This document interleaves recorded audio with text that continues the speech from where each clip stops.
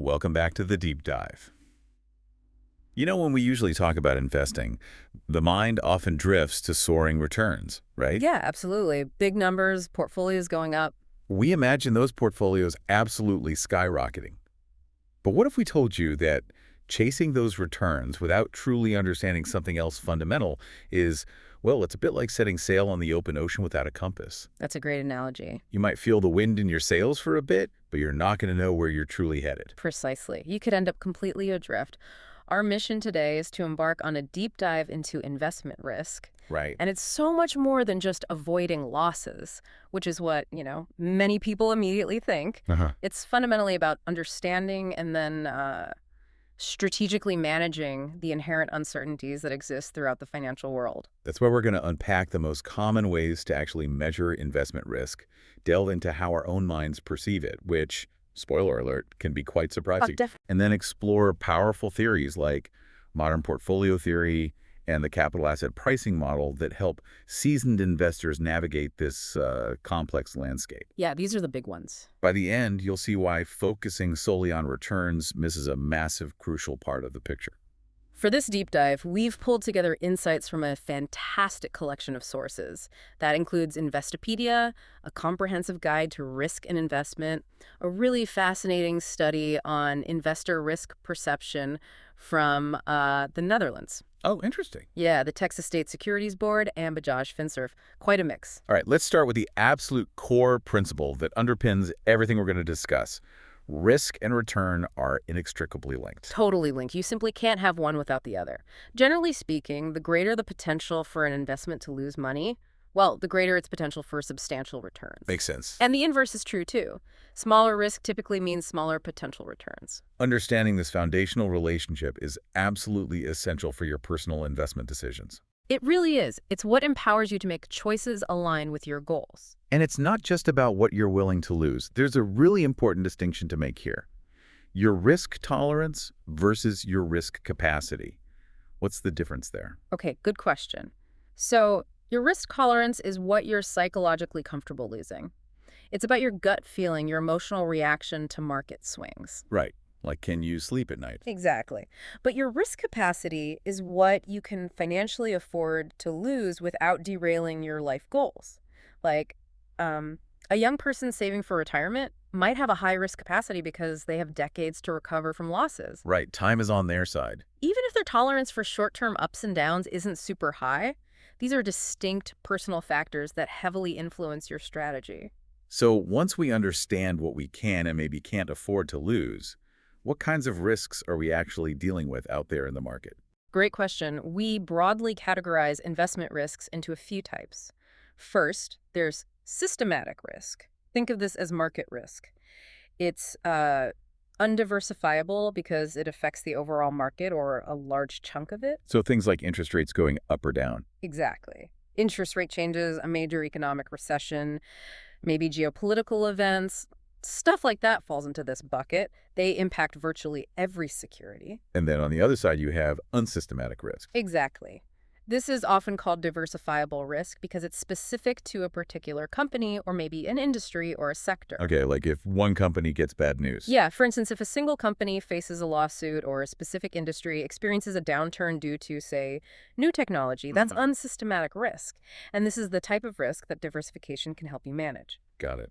Beyond those two big categories, what other risks should we be, mindful of as investors? Well, you also encounter credit risk. That's the chance that the issuer of a bond or a loan might default on their payments. They just can't pay you back. Ouch.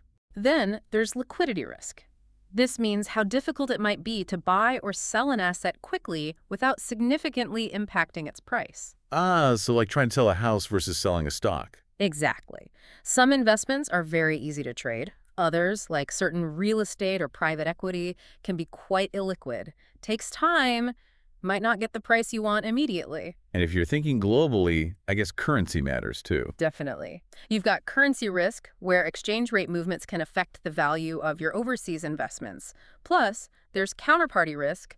That's the possibility that the other party in a financial transaction might not fulfill their side of the agreement. Okay, that gives us a good lay of the land for the types of risk.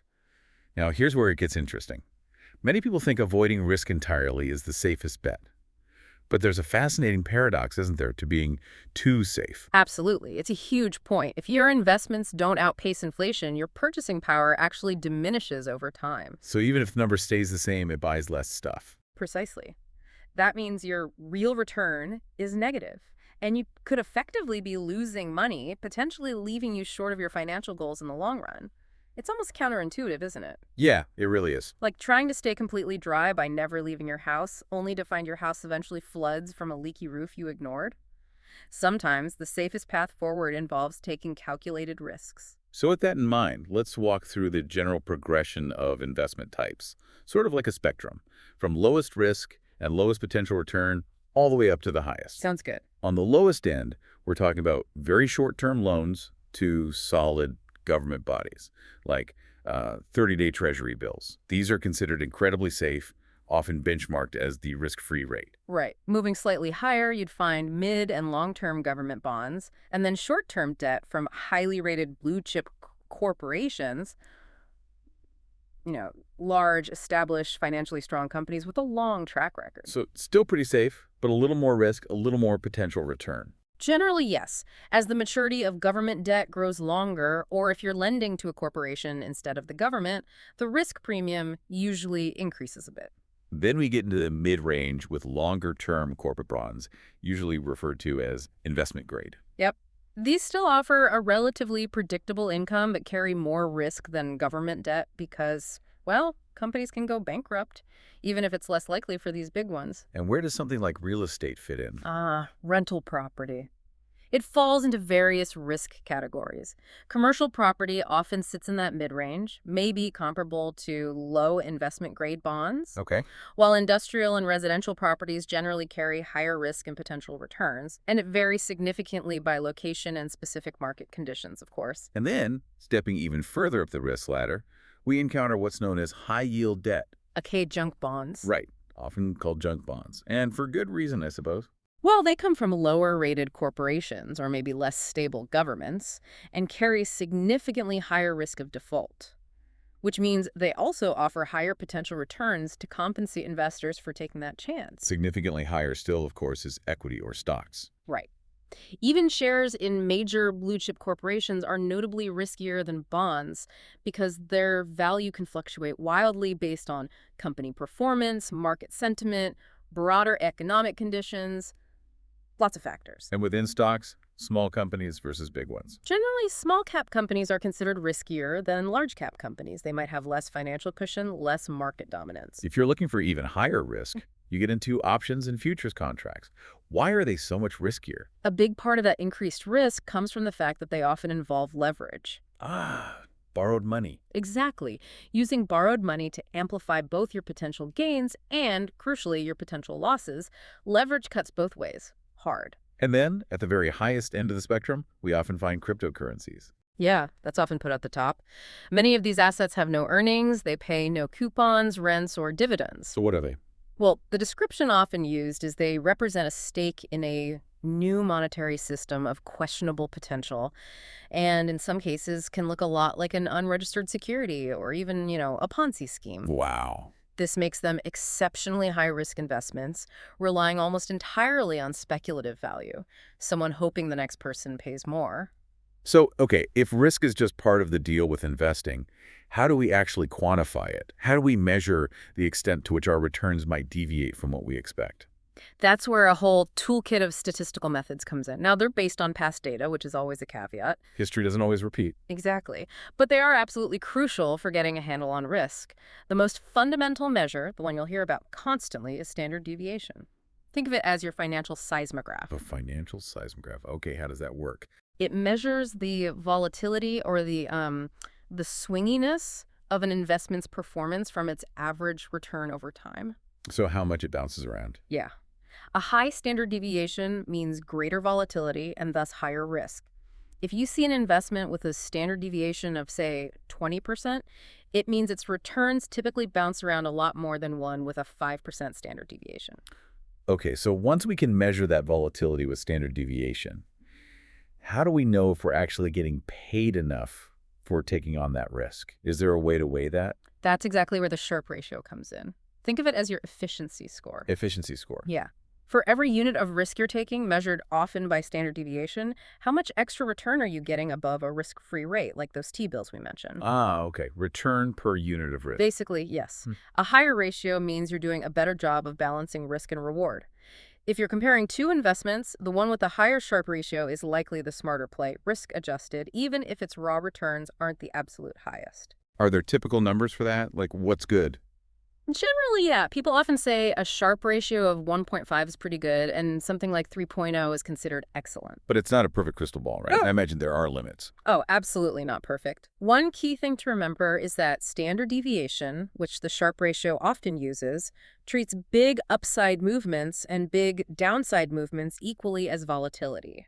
But most people don't mind the upside swings. Exactly. And it also tends to assume market movements are kind of predictable, following a nice bell curve, which, as we know, isn't always the case. Markets can have fat tails, extreme events. Okay. What about beta? We hear that term a lot, too.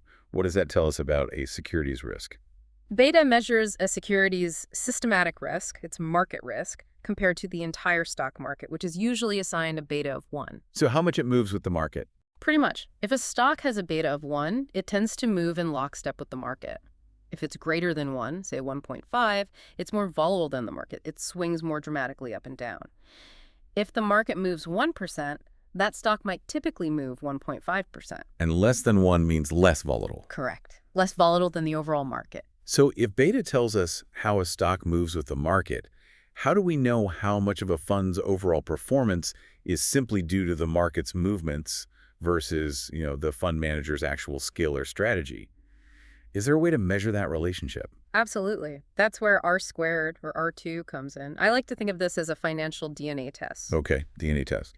It tells you what percentage of a fund's movements can be explained by changes in a benchmark index, like the S&P 500. Oh, so how closely it tracks the index. Exactly. A high R2, usually people say above 0.85 or 85%, can indicate effective index tracking, but it can also point to what are sometimes called closet index funds. What are those? Funds that charge active management fees, which are usually higher, but in reality, they're just hugging the index very closely. So you're paying for active management, but getting passive results. R squared helps uncover that. Sneaky. Okay, moving on to some more maybe sophisticated tools. What's value at risk, or VAR? VAR is often framed as a financial weather forecast. It tries to provide a single number for potential loss within a given period for a given confidence level. Like a worst-case scenario number. Sort of. For example, a one-year 10% VAR of $5 million means there's supposedly a 10% chance of losing $5 million or more over that year. It's a snapshot, giving you a threshold. But it has limitations, you mentioned. Yeah, a big one. It doesn't tell you anything about the severity of losses beyond that threshold. If you cross that $5 million line, how bad could it actually get? VAR doesn't say. It just tells you the threshold you might hit or hopefully won't. So what happens if that 10% chance becomes a 1% chance and things get really bad? How do we understand the real worst case then? That's where conditional value at risk, or CVR, steps in, sometimes called expected shortfall. This addresses VAR's limitation. It tells you what to expect should the storm develop into a hurricane that settles directly overhead. Okay, so it looks beyond the threshold. Exactly. It measures the expected loss if the loss exceeds the VAR threshold. So for those worst 10% of days in our example, what's the average loss you're likely to experience within that tail? It gives you a much better sense of those unlikely but potentially devastating outcomes. That's a rich toolkit of numbers. How do savvy investors actually use these tools together, rather than just looking at one metric in isolation? Yeah, it's usually about combination. Often they'll start by looking at something like beta to understand an asset's market sensitivity. Is it aggressive, defensive? Then they might layer on the Sharpe ratio to see if they're getting adequately compensated for taking on that beta, that risk. For managing downside risk in, say, a trading portfolio, they might use VR for a daily snapshot, what's my potential loss today? And then CVR to understand the potential severity of losses in those extreme tail events. It's about combining the right tools to answer specific questions about your portfolio's risk profile. And speaking of understanding risk, you mentioned earlier, it's important to differentiate between risk measurement, which uses these statistical tools, Wait, the numbers. and risk assessment. What's the practical difference for an investor? Why does that distinction matter? Risk measurement gives you those precise numerical values. Standard deviation is X, beta is Y. It allows for concrete comparisons. Okay. Risk assessment, however, is a broader, more qualitative process. It's about identifying, analyzing, and then prioritizing all potential risks, not just the easily quantifiable ones. So looking beyond the stats. Exactly. It involves thinking about different scenarios, using expert judgment, considering things like management quality or regulatory changes, and then figuring out mitigation strategies. It goes beyond just the numbers to look at the what ifs and how bad could it get in a more holistic way. We've talked a lot about the math of risk, the numbers, the models, standard deviation, beta, VR. But what if the biggest risk isn't really in the market data, but right here, between our ears? Oh, the human element. Because how we feel about risk can profoundly change our decisions, often without us even realizing it. This is where it gets really fascinating, I think. Indeed. There was a surprising discovery from a study involving Dutch investors that actually challenged some traditional financial theories, which often assume perfect rationality. Right, the rational economic man who always makes the optimal choice. Which doesn't always reflect reality. This study highlighted that human perception often trumps objective metrics. And what did that study reveal about how how people actually perceive risk? What the study found was a strong inverse relationship. The higher the perceived risk of an investment, the lower an individual's willingness to invest. Okay, that sounds intuitive. If I think it's risky, I'm less likely to do it. Right, but the key is perceived risk. It means it's not just the objective statistical risk that drives decisions, but critically, how you personally see it. Your subjective feeling about risk holds incredible sway. And here's what really stood out from the study you mentioned. What really mattered to these investors when they judged risk? Was it the volatility? Surprisingly, no, not primarily. Crucially, the study showed that loss probability, the likelihood of losing any money, had the strongest impact on perceived risk for these Dutch individuals. Wow, just the chance of losing anything at all. That seemed to weigh heaviest. Traditional measures like volatility, measured by standard deviation, actually had less explanatory power in their model of perceived risk. People cared most about the possibility to obtain a high loss and the amount of maximum loss. So it wasn't how much it swung day to day, but the chance of losing and how much they could possibly lose if things went really wrong. Exactly. That seemed to be the gut feeling driving perception. And even more revealing, both investors and non-investors in the study significantly overestimated the actual historical loss probabilities for stock investments. They thought losing money was more likely than it actually has been historically. Yes, especially for longer investment horizons, where historically, the probability of loss in diversified stock portfolios drops considerably, and non-investors overestimated these probabilities even more than investors did. And that's the aha moment, isn't it? It really is. This systematic overestimation of loss likelihood can help explain why many individuals avoid the stock market entirely or invest only small amounts, despite the compelling long-term historical returns of equities. It's a perception gap, a deeply ingrained mental bias, maybe fueled by scary headlines. Could be. Not always a knowledge gap, but a fear based on an inflated sense of danger, holding people back from potentially better financial outcomes. So with that understanding of risk, both the stats and the psychology, let's move into some powerful strategies and theories for navigating this landscape. First and foremost, diversification. We mentioned it earlier. Yes, it's a core strategy to manage what we called unsystematic risk. That's risk specific to a company or sector. That old adage, don't put all your eggs in one basket, certainly applies here. But beyond just owning different stocks, what are some of the common pitfalls people encounter when they think they're diversified, but maybe aren't really? Oh, that's a great point. A common pitfall is overconcentration in one sector. Maybe you love tech stocks, so you own 10 different tech funds. That's all still tech. Exactly. Or maybe too much in one company, especially if it's your employer's stock. Another is owning a lot of different funds, but those funds all invest in very similar large-cap U.S. stocks, giving you this kind of diversification by illusion. So what's true diversification look like? True diversification means investing across different companies, yes, but also different industries, different sectors, different geographies. Maybe international stocks, and even different asset classes, like having bonds alongside stocks, maybe some real estate or commodity. Got it. Spreading the risk much wider. Right. This balances overall risk and return, allowing the performance of one investment to potentially offset the underperformance of another. Smooths out the ride, hopefully. A foundational concept here is modern portfolio theory, or MPT.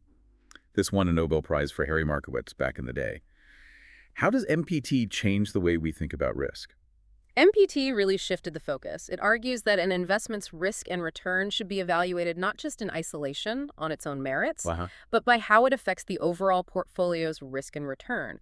It's all about how assets interact, how they correlate or don't correlate with each other. So it's about the mix. It's entirely about the mix. The goal is to maximize expected return for a given level of risk or minimize risk for a given level of return through strategic diversification by combining assets that don't all move perfectly together.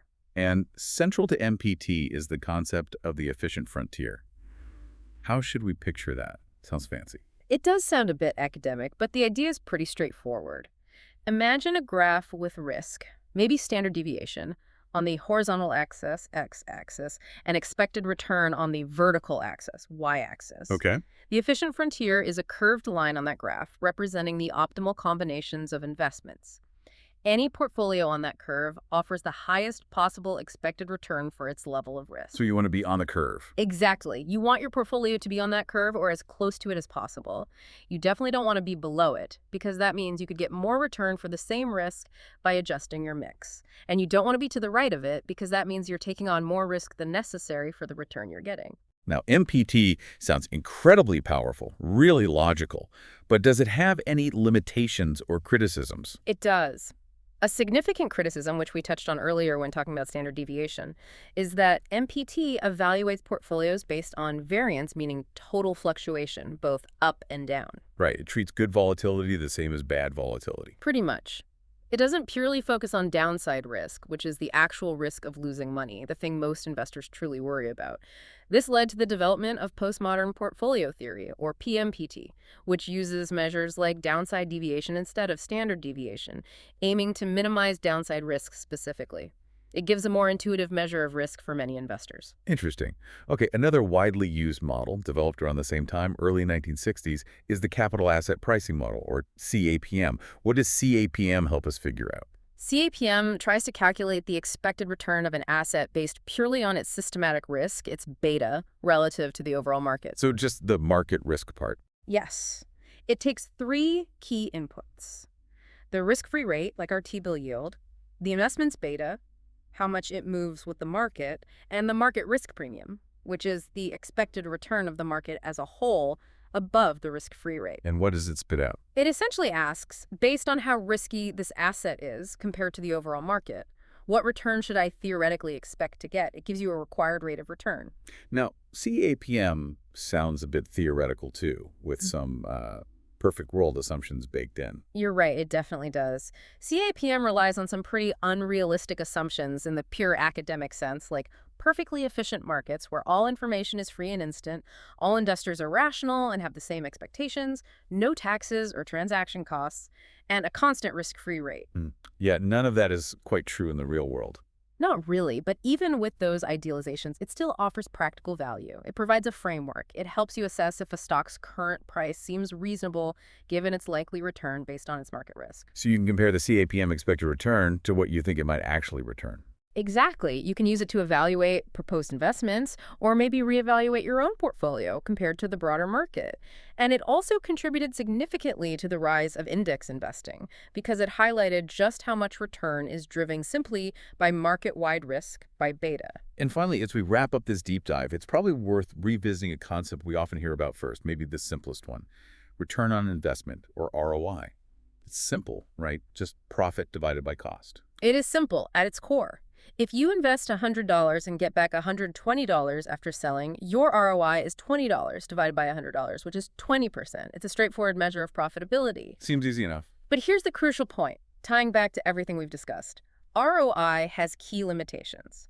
First, it doesn't account for the holding period of an investment. A 20% ROI over 1 year is very different from 20% over 10 years. Right, which is why people use annualized ROI. Exactly. That helps solve the time problem. But, crucially, standard ROI doesn't adjust for risk. And that's the big one for today's discussion. So a high ROI doesn't tell you how much danger you were in to get it? Precisely. This ties back to why a focus solely on ROI can be really misleading. Remember leverage. Using borrowed money can magnify ROI, both positively and negatively. A high ROI means nothing if you took on potentially catastrophic risk to achieve it, maybe using huge leverage or investing in something incredibly speculative. You need to consider the risk taken alongside the return achieved. So wow, we've covered a lot. We've journeyed from the basics of risk and return, that fundamental link, Yep, the bedrock. to the sophisticated tools and theories that help us measure and manage risk, like standard deviation, Sharpe, beta, MPT, CAPM. The whole toolkit. And we even explored the fascinating psychology behind how we perceive risk, which isn't always rational. It's been quite the tour. It really has, and I think the real takeaway here, the central message, is that understanding investment risk isn't just some technical exercise for finance geeks. It's a fundamental pillar of successful investing. Absolutely. It belongs squarely at the center of your investment strategies, right alongside thinking about returns, not just as an afterthought or something to quickly check off a list. Yeah. And here's something to maybe leave you thinking about it. If our perception of risk, particularly that probability of loss, plays such a powerful role in our investment decisions, As that Dutch study suggested. and if we tend to overestimate those losses, as the research suggests, what opportunities might you be missing out on simply due to a skewed perception of potential downside? What could truly happen if you understood and embraced a more accurate, perhaps less fearful view of investment risk?